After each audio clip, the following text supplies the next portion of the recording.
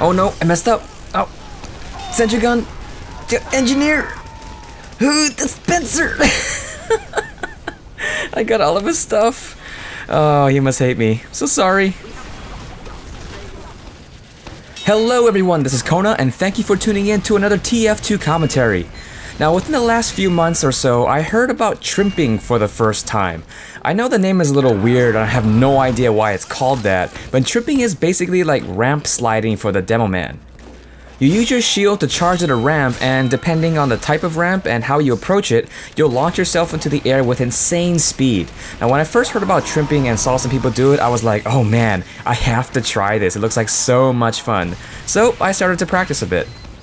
Now, just like my rocket jumping, I'm not a pro at this, but I just wanted to get good enough to understand the basics and to use Trimping in real matches. I want to thank iRayma and his friends for inviting me and teaching me all about Trimping. I'll put a link to his channel in the description so you can go check out his videos. Now, to me, Trimping is like drifting for the demo man. The idea is to drift or slide up a ramp while charging to launch yourself into the air. And what's nice is that you only really need to use your mouse for control. First off, you'll need a tide turner so you can actually steer while charging. All you have to do is jump and charge, and right before you hit the ground, you want to turn yourself around and point yourself so that you're almost facing perpendicular from forward. Now, this makes it so that you don't stick to the ramp and you should be able to slide right off.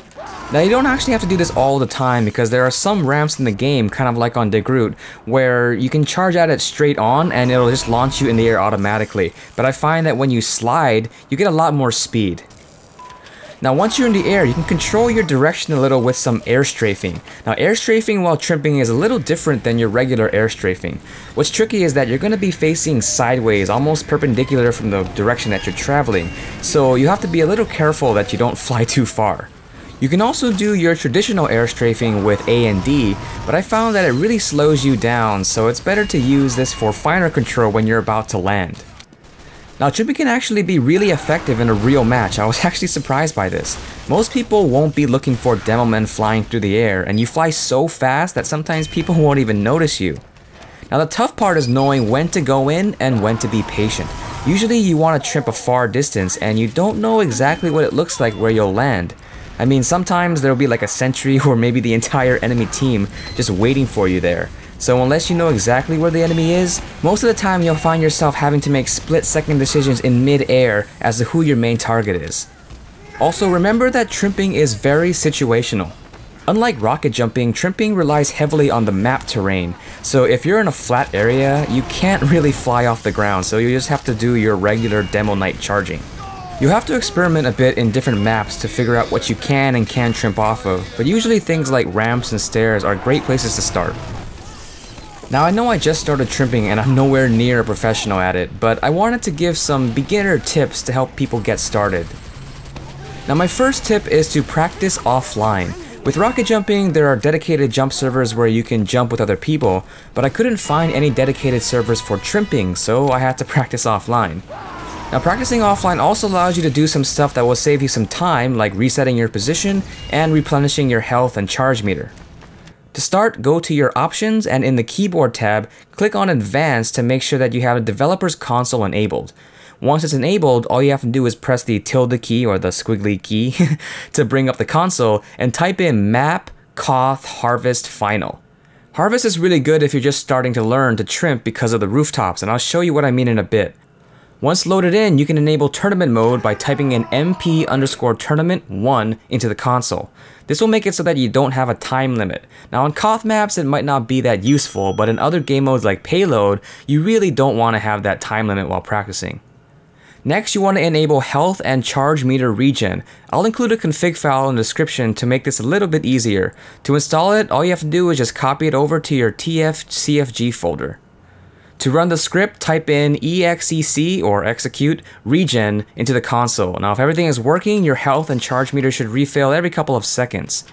Now, from here you can actually start practicing, but I find it useful to have some sort of starting point where I can teleport back to just in case I mess up my trimps. To do this, first move to the position where you want to start from, then open up the console and enter getpos or get position. The next line should say set pos with a bunch of numbers after it. This is basically your position and your orientation. Now what I like to do is I like to bind this set pos command to a key so that I can easily reset my position. Now just type in bind, the key, in this case it's F1, and copy and paste the set pos line in quotes. If everything works, you should be able to teleport back to your starting point when you press the key bind. Now if it doesn't work, you might want to check your syntax and make sure that you have SV cheats set to 1 so that you can actually do this kind of stuff. Now that everything is set up, it's time to start trimping. Now make sure you practice both left and right side trimping. I noticed that when I started off, I could easily trimp from right to left, but I was horrible going the opposite way. This is why I like to practice on Koth Harvest. You know, the rooftops allow you to practice both left and right trims, and going from rooftop to rooftop is a good way to practice aiming with your trims. Now tip number 2 is increasing your mouse sensitivity. Now I recommend doing this if you're starting to learn because it's going to make trimping a little bit easier. It's also because trimping can put a lot of stress on your wrist. You know, when I started rocket jumping for the first time, my sensitivity was actually kind of low, and since I was practicing like 2 to 3 hours a day, I actually ended up injuring my wrist. So please make sure that if you plan on practicing a lot, either rocket jumping or trimping, try not to hurt yourself. My final tip is to start with some height if you can. You know, to get more speed, try to start off your trims at an elevated position. Now you won't be able to do this all the time within a match, but keep in mind that when you trimp, you can trimp a lot further if you spend most of your time charging in the air and you spend as little amount of time as possible on the ground. So those are some of my tips and some of my thoughts about trimping. I am having so much fun with this. I'm so glad that this is actually a thing. You know, I know that sometimes the source engine can be a little weird and have these weird things that go on with it, and I'm actually really glad that trimping is one of those things that the physics engine enables, because obviously this doesn't seem that realistic, but who cares? This is TF2, right? It's so much fun, and I really encourage you guys to at least give it a try. You know, you may not like Demo Man, or you may not like Demo Knight, but or maybe you don't even like the Tide Turner because of the nerf. But either way, I think trimping is just so much fun, and it's just so different from what you usually see. So I hope you enjoyed this video. Thank you very much for watching, and have a great day.